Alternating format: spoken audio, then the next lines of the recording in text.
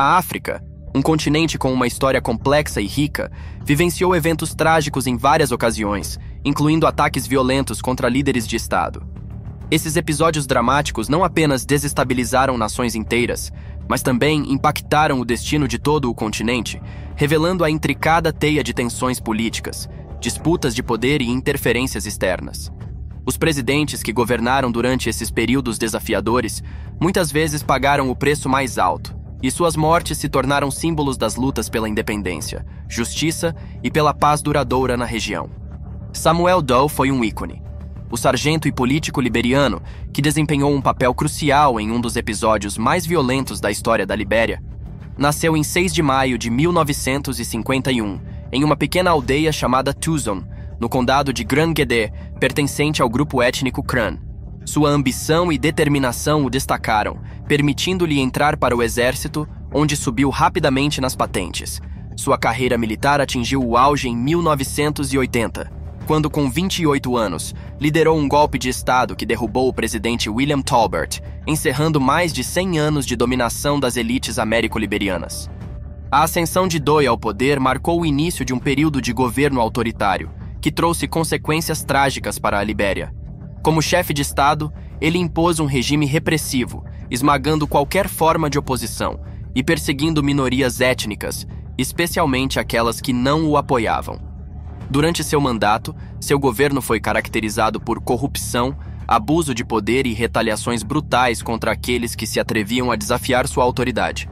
Embora inicialmente tivesse o apoio dos Estados Unidos, com o tempo, seu regime ditatorial começou a gerar crescente indignação, tanto dentro do país quanto na comunidade internacional. Em 1989, a Libéria mergulhou em uma guerra civil quando Charles Taylor, um ex-funcionário do governo de Doe, iniciou uma rebelião para derrubar o regime. A guerra civil foi extremamente violenta, e Doe, que havia perdido o controle de grande parte do país, viu-se em uma situação cada vez mais desesperadora. Em agosto de 1990, sua situação se agravou drasticamente quando foi capturado pelas forças rebeldes lideradas por Prince Johnson, um dos líderes de facção mais impiedosos. Sua captura se tornou um dos episódios mais brutais da história da Libéria, pois Doe foi levado à sede de Johnson, onde foi torturado publicamente. As cenas de seu interrogatório e tortura foram gravadas em vídeo, que posteriormente circulou pelo mundo, gerando choque e indignação. No vídeo, é possível ver seus captores cortando sua orelha e, em seguida, outras partes de seu corpo, enquanto continuavam a infligir golpes, mesmo diante de seu imenso sofrimento. Apesar disso, ele não revelou nenhuma informação estratégica, o que, segundo algumas interpretações, foi visto como um ato final de lealdade ao seu povo. Sua tortura se prolongou por várias horas, até que ele morreu em decorrência dos ferimentos. Seu corpo desfigurado e mutilado foi jogado na rua, simbolizando a queda definitiva de seu poder e influência. Muammar Gaddafi foi uma das figuras políticas mais polêmicas e marcantes do século XX. Nascido em 1942 em uma tribo beduína de Sirte, ele, com 27 anos, liderou um golpe de Estado em 1969 que derrubou a monarquia líbia, instaurando um regime fundamentado na ideologia que ele chamou de Terceira Teoria Universal, apresentada como uma alternativa ao capitalismo e ao comunismo. Por 4 décadas, Gaddafi governou a Líbia com mãos de ferro, transformando o país em uma ditadura moldada por sua visão pessoal do Islã e do socialismo árabe. Seu governo foi caracterizado por repressões violentas contra opositores, supressão da liberdade de expressão e envolvimento em conflitos internacionais. Gaddafi ganhou a reputação de ser um líder disposto a fazer qualquer coisa para manter o poder, sendo amplamente conhecido por patrocinar o terrorismo. Um exemplo marcante foi seu envolvimento no atentado ao voo 103 da Pan Am, sobre Lockerbie, em 1988, o que lhe rendeu condenação internacional. Apesar de seu regime ter sobrevivido por décadas, ele começou a ruir com o surgimento da Primavera Árabe em 2011. Inspirados pelos movimentos na Tunísia e no Egito, os líbios iniciaram uma revolta contra o governo de Gaddafi. Com o apoio da comunidade internacional, a OTAN passou a realizar bombardeios contra as forças leais ao regime, enfraquecendo significativamente a posição de Gaddafi, enquanto os rebeldes avançavam e conquistavam mais territórios. Gaddafi foi forçado a fugir de Trípoli e sua queda final aconteceu em 20 de outubro de 2011, quando o comboio em que estava foi atacado pelas forças da OTAN nas proximidades de sua cidade natal, Sirte. Ferido durante o ataque, Gaddafi foi rapidamente capturado pelos rebeldes. Em vez de submetê-lo a um julgamento, seus opositores optaram por uma justiça imediata e brutal. Detido em condições desumanas, ele foi espancado, humilhado e torturado por seus captores. Um dos momentos mais chocantes ocorreu quando um rebelde o feriu com uma baioneta. Apesar de Gaddafi ter suplicado por misericórdia, seus pedidos foram ignorados. Ele acabou sendo morto a tiros, e sua morte foi registrada em vídeo, que rapidamente circulou pelo mundo, mostrando seu fim trágico. O corpo foi transportado pelas ruas de Misrata, permitindo que o povo testemunhasse a queda do homem que, por anos, fora considerado um líder intocável. O corpo de Gaddafi foi então exposto ao público em uma câmara frigorífica de uma loja local de alimentos, em uma exibição macabra que simbolizava o triunfo sobre seu regime. Laurent Désiré Kabila foi um revolucionário e político congolês que desempenhou um papel central na derrubada da ditadura de Mobutu Sese Seko, governando brevemente a República Democrática do Congo. Nascido em 27 de novembro de 1939, na região de Katanga, conhecida por suas ricas jazidas minerais, fundamentais para a economia e política do país, Kabila se envolveu desde jovem em atividades revolucionárias e anticoloniais, inspirado pelo marxismo e pelo movimento pan-africano. Na década de 1960, ele tentou organizar uma revolução no Congo, mas seus esforços fracassaram. Mesmo com essas tentativas mal-sucedidas de derrubar o governo, Kabila permaneceu politicamente ativo, liderando movimentos guerrilheiros em sua região nas décadas seguintes. Seu momento de destaque veio na década de 1990, quando o descontentamento com o regime de Mobutu atingiu o auge. Em 1996, com o apoio de países vizinhos como Ruanda e Uganda, Kabila liderou uma revolta que culminou na queda de Mobutu. Kabila deu início a uma rebelião que evoluiu para a Primeira Guerra do Congo, também conhecida como a Grande Guerra Africana. Em 1997, ele entrou triunfantemente na capital, Kinshasa, proclamando-se presidente e renomeando o país de Zaire para a República Democrática do Congo. No entanto, como presidente, Kabila logo decepcionou muitos de seus primeiros apoiadores. Seu governo foi marcado por autoritarismo, falta de transparência e a perpetuação de repressões violentas contra a oposição, o que contrastava com as esperanças de mudança e democracia que muitos tinham no início de seu mandato. Após assumir o poder, as relações de Kabila com seus antigos aliados, Ruanda e Uganda, deterioraram-se rapidamente, resultando na eclosão da Segunda Guerra do Congo, um dos conflitos mais sangrentos da história da África. Essa guerra envolveu diversos países e facções, causando a morte de milhões de pessoas, a maioria delas civis. O conflito devastador tornou-se um dos maiores desastres humanitários do continente, envolvendo questões complexas de poder, recursos e rivalidades étnicas. Em 16 de janeiro de 2001, durante uma reunião no escritório do presidente Kabila com um assessor econômico, Emile Mota, um indivíduo se aproximou de Kabila enquanto ele discutia uma cúpula com a França. Quando o presidente pensou que o homem estava prestes a falar com ele, o indivíduo sacou uma arma e o atingiu várias vezes. Após o ataque, ele conseguiu fugir do local com outros envolvidos, em meio a uma troca de tiros. Thomas Sankara foi um líder carismático e revolucionário de Burkina Faso, que se tornou um ícone na luta pela justiça social e pela independência da África, contra as influências neocoloniais. Nascido em 21 de dezembro de 1949, na cidade de Yaku, que na época fazia parte da colônia do Alto Volta, Sankara mais tarde renomeou o país como Burkina Faso, que significa Terra dos Homens Íntegros. Desde jovem, ele se interessou por ideias revolucionárias e pela justiça social, o que o levou a seguir carreira militar. Reconhecido como um líder talentoso e comprometido, em 1983, após anos de crescentes tensões políticas e sociais, Sankara liderou um golpe que o colocou no poder como presidente de Burkina Faso. Ele então iniciou um ambicioso programa de reformas, com o objetivo de transformar um dos países mais pobres da África em uma nação autossuficiente e justa, focando no desenvolvimento econômico, na igualdade social e na redução das influências externas. A política de Thomas Sankara, baseada na autossuficiência econômica, no feminismo, No combate à corrupção e na eliminação dos privilégios da elite, rapidamente ganhou apoio tanto no país quanto no exterior. No entanto, essas mesmas medidas também lhe trouxeram muitos inimigos.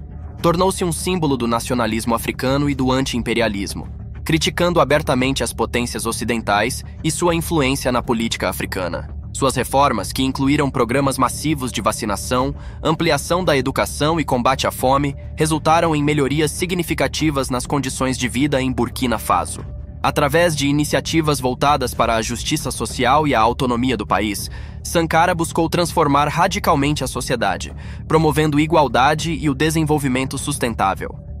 Thomas Sankara também implementou uma política de renascimento cultural, incentivando o abandono das influências ocidentais e promovendo o retorno às tradições africanas. Apesar dessas conquistas, suas mudanças radicais e a rejeição da ajuda internacional como parte de sua busca pela verdadeira independência encontraram resistência tanto interna quanto externamente. Sua postura firme contra o imperialismo e a dependência econômica gerou descontentamento entre setores privilegiados do país e potências estrangeiras, que viam suas políticas como uma ameaça para os interesses estabelecidos. O trágico fim de Thomas Sankara ocorreu em 15 de outubro de 1987, quando ele foi assassinado durante um golpe de Estado organizado por seu colaborador e amigo de longa data, Blaise Compaoré. Sankara foi morto junto com 12 de seus companheiros quando rebeldes invadiram a sede do governo na capital, Ouagadougou. Ele foi executado a tiros no local, e seu corpo rapidamente enterrado em uma cova não identificada, numa tentativa de apagar seu legado e suprimir suas ideias revolucionárias. A morte de Sankara causou comoção tanto em Burkina Faso quanto em todo o continente africano. Seu assassinato foi resultado de traições e lutas políticas internas, interrompendo um breve, porém intenso, período de transformações revolucionárias. Após sua morte, Blaise Compaoré assumiu o poder e rapidamente reverteu muitas das reformas de Sankara, realinhando o país com as potências ocidentais, o que gerou uma onda de críticas e acusações de traição a ideais da revolução que Sankara havia promovido. Patrice Lumumba foi um dos líderes mais emblemáticos da luta pela independência africana, cuja vida e morte trágica tornaram-se símbolos da resistência ao colonialismo e à influência das potências durante a Guerra Fria. Nascido em 2 de julho de 1925 em Onalua, no então Congo belga, e membro do povo Tetela, Lumumba destacou-se desde jovem por seu intelecto e carisma, rapidamente se tornando uma figura proeminente no movimento de independência do Congo. Em 1958, ele fundou o Movimento Nacional Congolês, MNC, que rapidamente conquistou grande popularidade em todo o país, tornando-se o primeiro partido político de caráter nacional no Congo. Lumumba defendia uma nação unificada, livre do controle colonial, e suas ideias trouxeram esperança para milhões de congoleses que buscavam autonomia e dignidade. Os esforços de Patrice Lumumba culminaram na Declaração de Independência do Congo em 30 de junho de 1960, e ele se tornou o primeiro primeiro-ministro da recém-formada República Democrática do Congo. No entanto, sua visão de um Congo unido, justo e verdadeiramente independente, enfrentou forte resistência de forças internas e externas. Sua postura firme contra os resquícios coloniais e sua recusa em submeter-se às influências das potências ocidentais, especialmente da Bélgica e dos Estados Unidos, rapidamente o tornaram alvo de ações hostis. Essas potências, preocupadas com a influência de Lumumba e com o impacto de sua política anti-imperialista no contexto da Guerra Fria, passaram a vê-lo como uma ameaça a seus interesses. Internamente, ele também enfrentou divisões étnicas e políticas que enfraqueceram sua posição, criando um ambiente de instabilidade. Logo após assumir o poder, o Congo mergulhou no caos devido a tensões étnicas e regionais. A província de Katanga, com o apoio dos belgas, declarou sua secessão, desencadeando uma grave crise política e militar. Em sua tentativa de preservar a unidade do país, Patrice Lumumba recorreu à União Soviética em busca de apoio. No entanto, no contexto da Guerra Fria, essa decisão foi vista pelo Ocidente, especialmente pelos Estados Unidos e Bélgica, como uma ameaça. A aproximação com os soviéticos intensificou o conflito internacional e aumentou as pressões contra Lumumba, que passou a ser considerado um risco para os interesses ocidentais na região. Em resposta às suas ações, os serviços secretos belgas, em colaboração com a CIA, organizaram uma conspiração para derrubar Patrice Lumumba. Em dezembro de 1960, ele foi preso pelas forças governamentais leais ao coronel Joseph Désiré Mobutu. Detido em condições severas, Lumumba foi repetidamente espancado e humilhado. Em janeiro de 1961, ele foi entregue para os seus piores inimigos na província de Katanga, cujos líderes eram declarados opositores de sua política. No dia 17 de janeiro de 1960, Patrice Lumumba foi brutalmente assassinado por um pelotão de soldados catanguenses, apoiados por oficiais belgas. Ele foi primeiro baleado e, como forma adicional de humilhação, seu corpo foi desmembrado. Para eliminar qualquer vestígio de sua existência, os restos de Lumumba foram dissolvidos em ácido. Essa ação macabra tinha como objetivo não apenas apagar qualquer evidência de sua morte, mas também eliminar seu legado e a esperança que ele representava para muitos africanos em busca de liberdade e justiça. Juvenal Habyarimana foi o presidente de Ruanda, cuja morte trágica e violenta em 1994 se tornou o catalisador direto para um dos episódios mais horríveis da história da humanidade.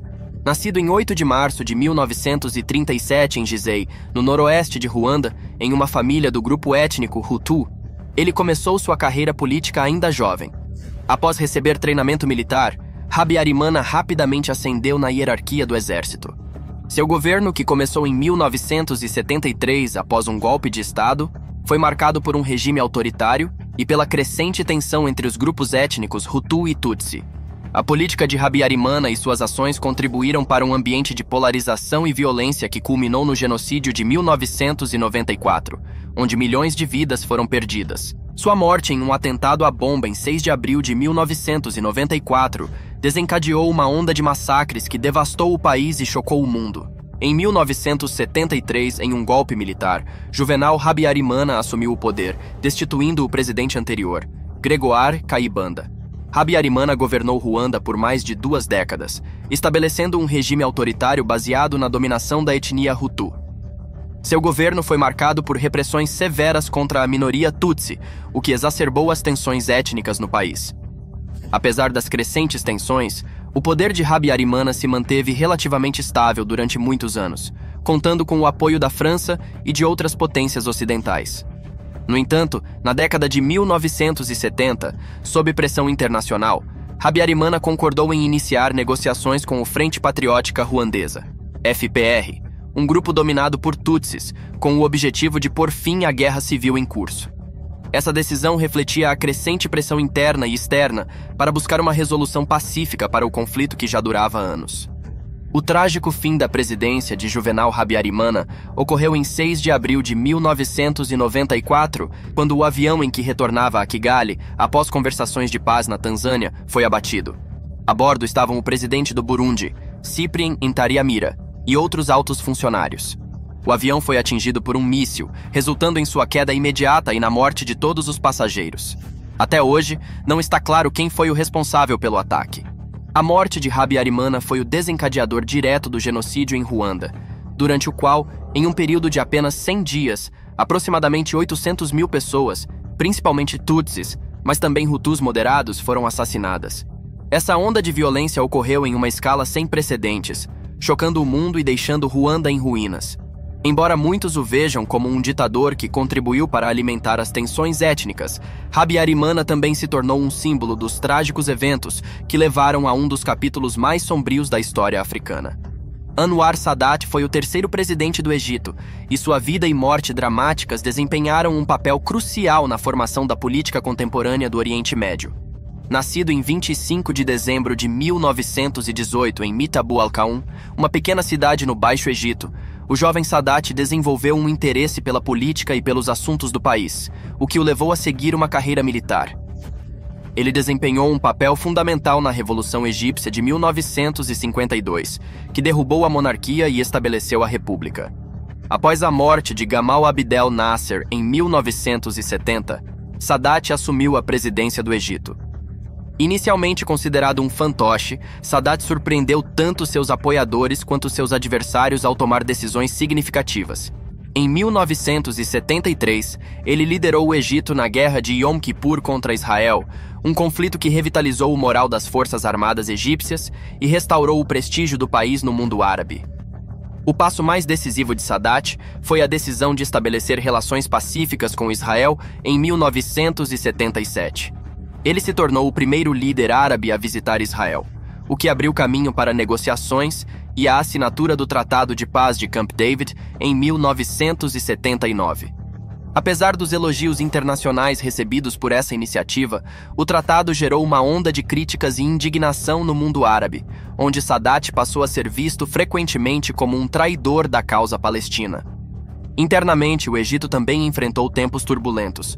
Sadat implementou a política de Infitah, que visava modernizar a economia e atrair investimentos estrangeiros. No entanto, essa abordagem resultou no aumento das desigualdades sociais, gerando descontentamento entre amplas camadas da população que se sentiam cada vez mais isoladas, tanto no cenário internacional quanto nacional. Em 6 de outubro de 1981, durante o desfile militar anual que comemorava a vitória na Guerra de Yom Kippur, Sadat foi assassinado em um ataque espetacular. A cerimônia, realizada no Cairo, deveria ser uma demonstração da força do exército egípcio e do triunfo de Sadat como líder. Durante o desfile, um grupo de assassinos ligados à organização islâmica radical Al-Jihad emergiu de um dos caminhões militares e abriu fogo na arquibancada onde o presidente estava sentado. Sadat foi atingido por vários disparos e morreu em um hospital militar no Cairo devido a ferimentos. O assassinato de Sadat chocou o Egito e a comunidade internacional, marcando o auge da crescente oposição às suas políticas. Seu sucessor foi Hosni Mubarak, que governou o Egito nas 3 décadas seguintes, mantendo uma política cautelosa em relação a Israel e garantindo a estabilidade interna. Anwar Sadat continua a ser uma figura controversa. Para alguns, é um herói da paz que teve a coragem de enfrentar realidades difíceis, enquanto para outros representa um símbolo da traição ao nacionalismo árabe. Se você gostou deste vídeo e quer continuar explorando mais histórias fascinantes, não esqueça de deixar o like e se inscrever no canal. Até o próximo episódio!